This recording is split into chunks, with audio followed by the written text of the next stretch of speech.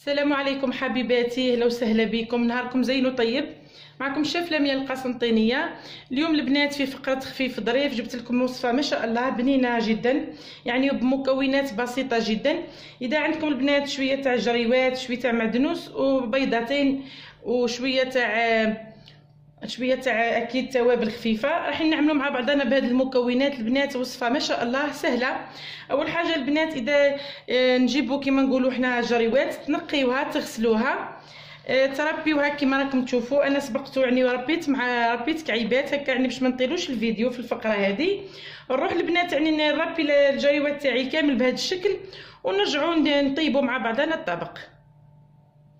هنا بعد ما كملت ربيت البنات يعني الكميه تاعي تاع الجريوات اللي حنديرها اليوم اللي هما 4 حبات كبار. راح نفكركم هنا بالتوابل ما قلت لكمش عليها. نسحقوا فلفل الكحل، نسحقوا الملح، ونسحقوا الثوم بودر. نروحوا البنات نطيبوا الان الطبق مع بعضنا ونشوفوه.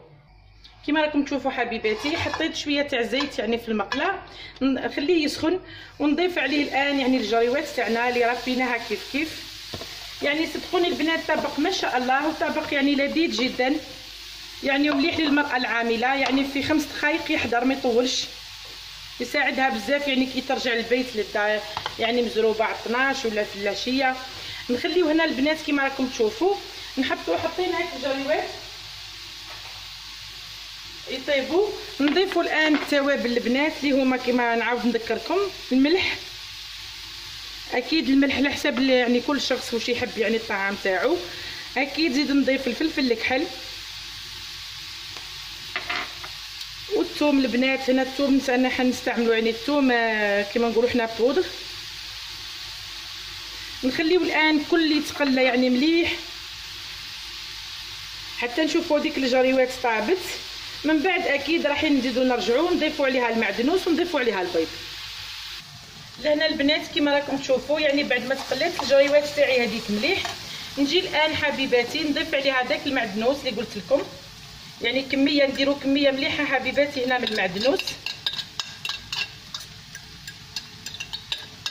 صدقوني يعني اكله ما شاء الله مليحه، حتى الاطفال يعني كما نعرفوا ما يحبوش ياكلوا يعني الخضر هكا رايحين يعني تقدروا تكلحوهم وما يعرفوش يعني واش هو.